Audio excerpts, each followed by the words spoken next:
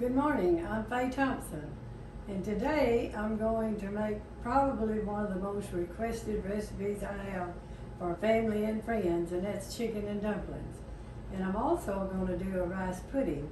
You know, my husband and I were rice farmers for years, so let's get started with the recipes. First of all, we're going to do the rice pudding. So okay, we have everything out here I think we need for the rice pudding. We need 3 cups of rice. It's already been cooked, and I cook mine in the pressure cooker. 6 to 8 minutes is about all you need to pressure it. So I already pressured mine, and we have Eagle brand milk. It's the 14 ounces in it on it. So we're going to put that in here. We're just going to mix all this together. Eagle brand milk is really good. A cup of milk. We already have that measured out for you. It's 1 teaspoon of salt, 1 teaspoon of nutmeg. Nutmeg is really a strong spice. 2 eggs.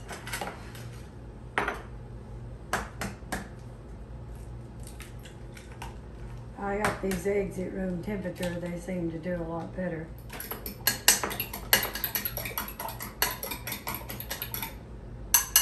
Okay, we're just going to add the 2 eggs. We have a cup of sugar, a teaspoon of vanilla extract.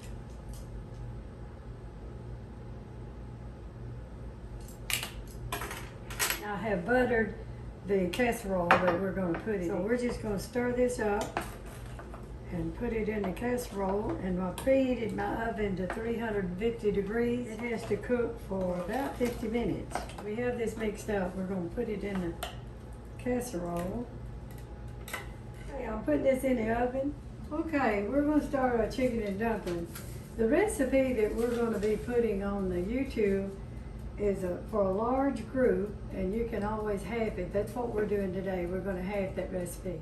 When I tell you I do a large amount of chicken and dumplings, I have a large cooker, and I buy the chicken, drumstick, and thighs in a 10-pound bag. They usually, most of your markets sell them, they'll put sales on them and sell them pretty cheap. A lot of times you get them for 39 cents a pound. And that's a good thing to make dumplings out of because it has enough fat in it. You've got to have some fat to make a good dumpling. And a lot of times I'll get 2 of those packages and put them in the, one of the cookers I have here, a large cooker, and I'll cook that chicken off the bones and throw the skin and the bones away, and then I will separate the chicken and the broth and put them in the freezer. So that's what I've done today. Instead of going through all of that cooking process, I just wanted to explain to you. You put your chicken in any kind of cooker you want to put it in and cook it till it's tender. Now you don't want to overcook it. If you do, it'll make your chicken stringy. Cook it until it's tender, and then you want to take your chicken out of the pot, set it aside, and then you want to strain your broth. I like to strain mine. Oh, I wanted to tell you too that you want to start off with your chicken with cold water because it makes your chicken broth a lot clearer than it would if you put hot water on it. You strain your broth. I usually put mine up in the freezer in like a 2.5 quart container because we're looking at a recipe here that calls for 5 quarts. So it would take two of those containers to make the large recipe because we're using 1 today. Your chicken broth, when you take it out and strain it, automatically when you put it in a container to freeze it, the fat is going to rise to the top. You don't have to wait till it gets cold. I'll show you on this container I put in the freezer about how much fat you need on the top. And if you don't have that much, you probably need to put some butter in it to bring it up to that level because you're not going to have a good dumpling if you don't have quite a bit of fat in it. Okay, we start out with 3 cups of flour. That's half of this recipe. 1/4 of a cup of shortening, 1/4 of a cup of cold water. Okay, now this is, I think, very important to making dumplings like I make them. You've got to have the recipe called 3 cups of boiling hot broth. We're going to use 1.5 cups. We got our chicken broth boiling.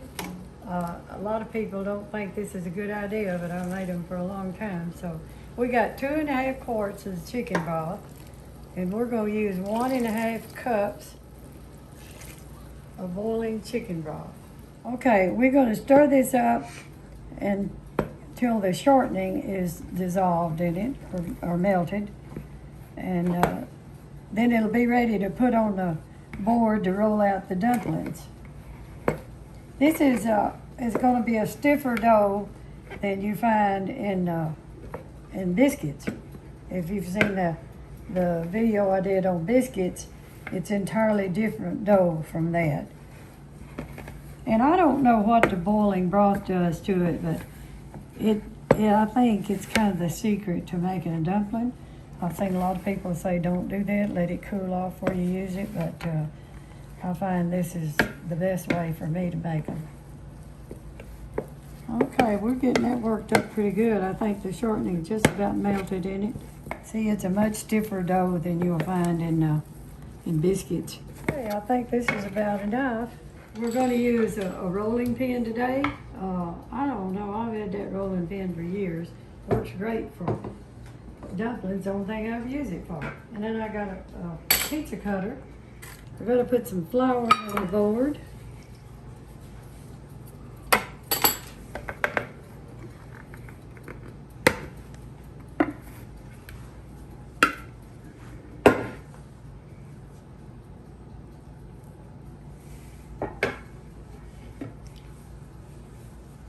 You don't want to work too much flour in this, but you'll have to work it where you can handle it real good. I think that's just about enough.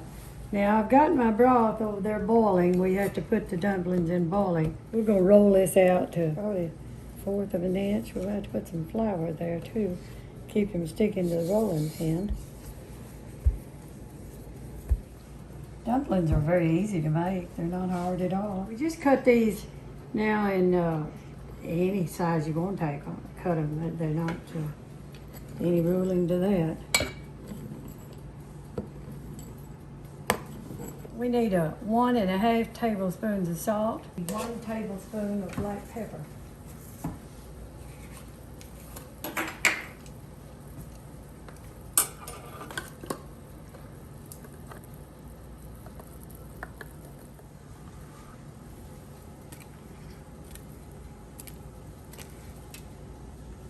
I love having this island where I can push it up close to the stove. That keep from making extra messes, I think.